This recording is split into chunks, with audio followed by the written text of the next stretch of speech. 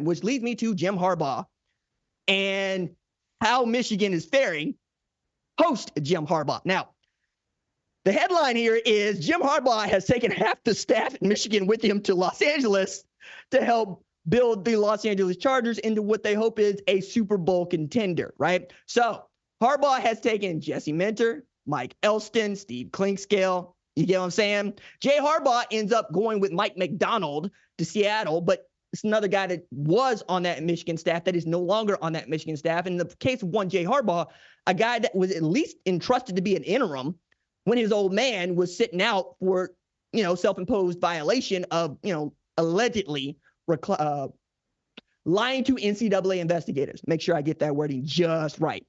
But it means that for the first part of Sherrone Moore's job, he kind of had it okay. He got to elevate from within. Kirk Campbell becomes his OC, so on. On the defensive side, he got to build it from scratch. So when I looked around and I saw he was able to pull Wink Martindale into Ann Arbor, I said, oh, okay, this is a man who's very much not trying to change the DNA of Michigan defensively. He liked what he saw, which is guys that are going to be big and long on the outside, set a hard edge, and he's going to have hybrid dudes like Mike Sanders still in the middle of the defense to try to play that really aggressive run-stopping but not blitzing sort of defense that gets the ball back to the offense where they can run the ball. Wink Martindale, who worked for John Harbaugh for over a decade and who has worked with Mike McDonald, runs the same sort of defensive philosophy, right? So I get that. That makes all the sense in the world to me. I would offer here, hey, Wink, maybe dial back the blitzes, my guy. Maybe don't send as many as often, because that's one of the things that Jesse Minter did so well is when he used his blitzes, they got home, right? And frequently he didn't have to send more than 5, right? Which is one more than you're going to send on every other down. And depending on when you send that person and where you send that person from, you could probably get tackles for loss. Will Wink Martindale have the same sort of, shall we say, conservative nature? I doubt it. Wink's been doing this for a very long time. Wink is 60. Think about that. Your head coach 37, your offensive coordinator is 37, and Wink Martindale is 60. Okay? Giving me real Biff Poggi vibes over there. Okay? And that's good. That's a good thing because Biff was good for Jim Harbaugh and good for the Michigan Wolverines. I think Sherrone is learning just how difficult this job can be as he is trying to put together a staff that gets them on pace to be competitive as the defending champs and what the expectation will be at Michigan in his year one. Now, along with that, you get to see the exodus of talent, not just coaching talent, but playing talent.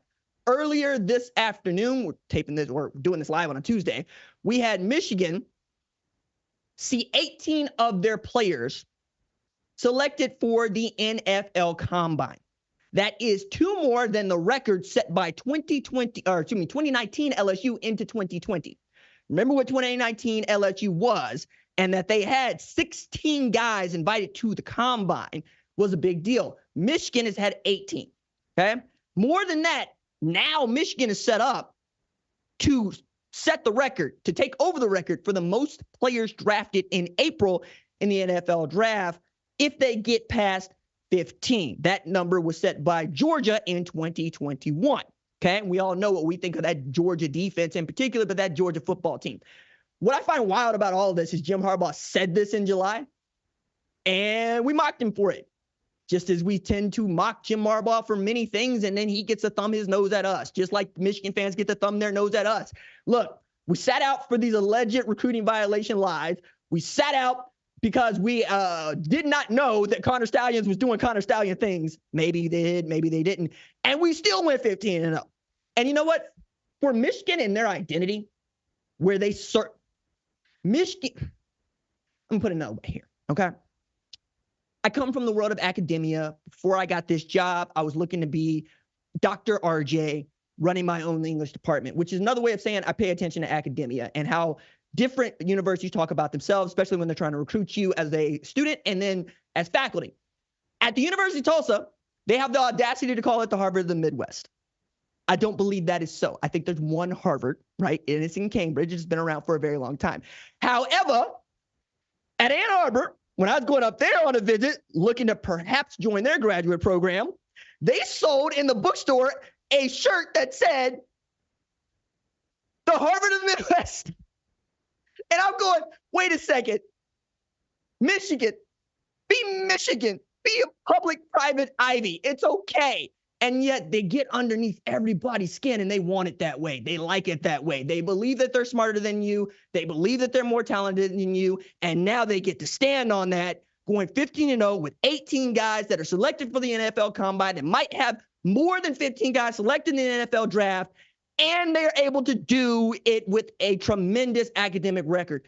It's perfect. If you're the president, Santa Ono, this is how you draw it up at the University of Michigan. Continue to cash those checks for the law school, for the English department, for what have you, because Michigan is doing Michigan things.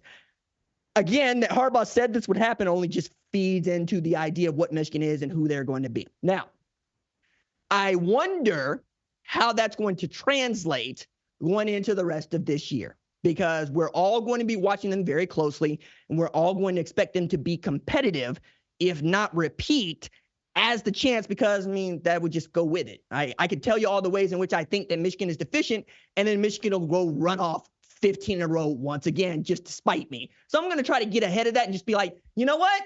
They defended champs. We'll let it be what it is. Now, speaking of, we're getting back to the national championship game. If you like what you've seen, consider subscribing to the #1 college football show on YouTube, the Fox Sports app, or wherever you get your podcast.